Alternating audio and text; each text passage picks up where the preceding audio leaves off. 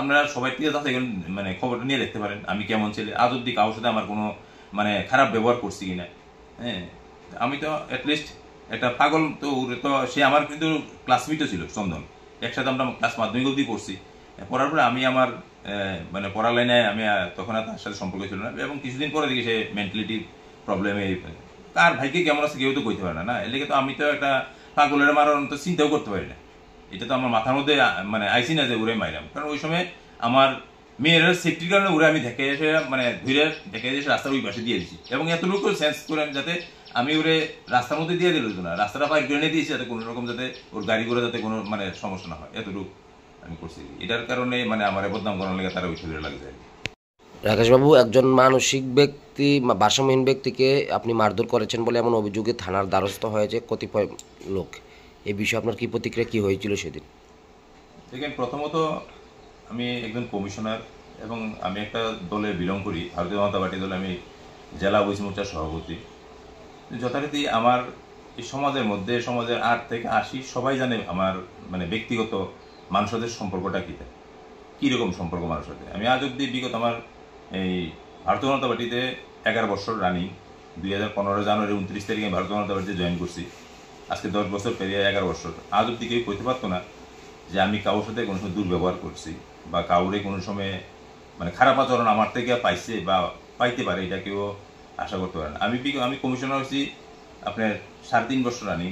3.5 বছর আমি 13টা লোকের কর্মসংস্থান করছি, কিন্তু কাউর বাড়িতে আমি এক করে জল হয়েছি না।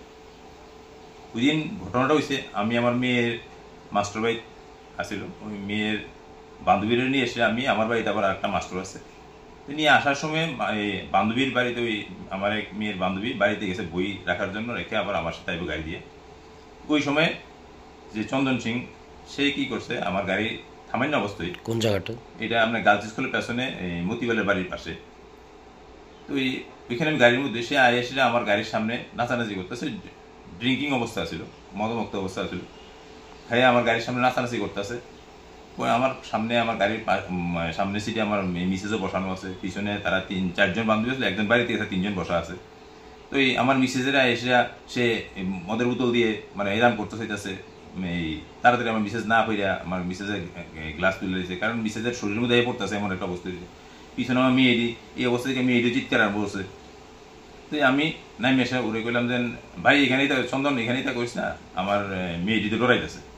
তো দেখতেছি মানে আমারও বোতল সাজতেছে। হ্যাঁ, তো আমি তারে কই এসে আমি যথারীতি গাড়ি দুইতে গেছি, উঠার পরে সে এসে আমার গাড়ির ভিতরে মাথা ঢুকাই দিয়েছে, তৎক্ষণাৎ ঢুকাই দিয়ে এসে আমার মুখের সামনে বোতল নিয়ে আসতেছে, এবং মুখের থেকে ওর বেশি মদের গন্ধ বেরিতেছে।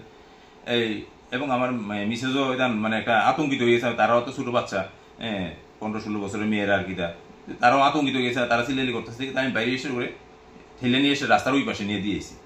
এতটুকু ঘটনারে কিছু কিছু লোক আমার নামে কমপ্লেন করছে আমি নাকি একজন ভারসাম্যহীন মানুষের মারি। যদি আমি ওরে মারতামই, বিগত 3-4 বছর সে এখানে আমাদের বাড়ির পাশে একটা পুরানো টাউন হল, ওইখানে থাকে, আমি প্রত্যেক দিন তারে 10 টাকা করে দিয়ে দিই টিফিন খাওয়ার লাগিয়া।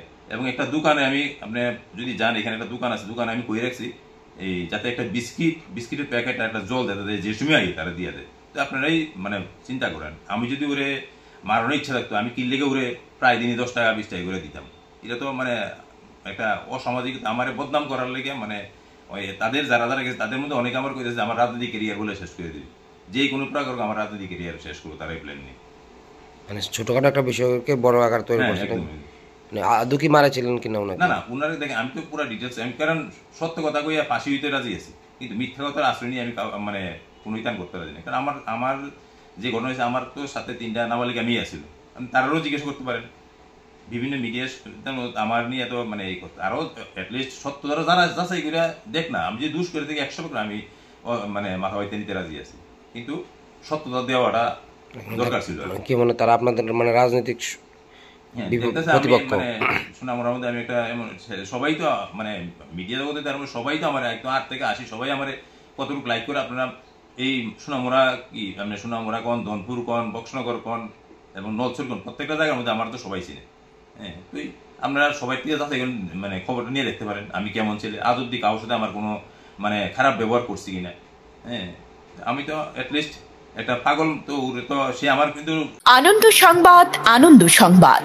এখন আপনার শহর সোনামুড়ায় messrs Noorjahan tyre agency MRF tyre শোরুমে পেয়ে যাবেন সমস্ত ধরনের মোটরসাইকেল এবং গাড়ির টায়ার ও টিউব, যেমন পালসার, গ্ল্যামার, অটো, টমটম, Piaggio, scooty, Bolero pickup, Eeco গাড়ি এবং ম্যাক্স। তাছাড়াও আমাদের এখানে অটোমেটিক মেশিনের সাহায্যে বিনামূল্যে টায়ার টিউব খোলা, ফিটিং এবং লিক মারা হয় ও হাওয়া দেওয়া হয়। আমাদের ঠিকানা সোনামুড়া পুরাতন পেট্রোল পাম্প সংলগ্ন এবং সোনামুড়া সাব ডিভিশনের মধ্যে যে কোনো জায়গায় মোটর বাইক ও গাড়ির চাকার সমস্যা হলে বিনামূল্যে টায়ার টিউবের লিক ঠিক করা হয়। যোগাযোগ 9436502216 অথবা 9856682717। আমাদের শোরুম খোলা থাকবে পুরো সপ্তাহ সকাল 7টা থেকে রাত 9টা পর্যন্ত। আলোর নতুন ঠিকানা power solution. Inverter, solar, battery, e rickshaw battery, online UPS আর সাউন্ড আইটেমস এখন সব এক জায়গায় একদম সঠিক দামে। লিউমিনাস, এক্সাইড, লিভগার্ডের মতো বিশ্বস্ত ব্র্যান্ডের ইনভার্টার সেট শুরু মাত্র 15,000 টাকা থেকে। আর সুখবর, প্রথম 100 জন ক্রেতা পাচ্ছেন কুপনের মাধ্যমে নিশ্চিত পুরস্কার জেতার সুবর্ণ সুযোগ। পুরস্কারগুলোর মধ্যে রয়েছে inverter, Bluetooth speaker, inverter trolley, cash prize. এই বিশেষ অফার চলবে মার্চ এবং এপ্রিল মাস জুড়ে। তাহলে আর দেরি কেন? সঠিক পণ্য, সঠিক দাম আর দুর্দান্ত পুরস্কারের জন্য আজই চলে আসুন। আমাদের ঠিকানা আগরতলা দশমীঘাট, বটতলা থেকে দশমীঘাট রোড। যোগাযোগ নম্বর 9774530230।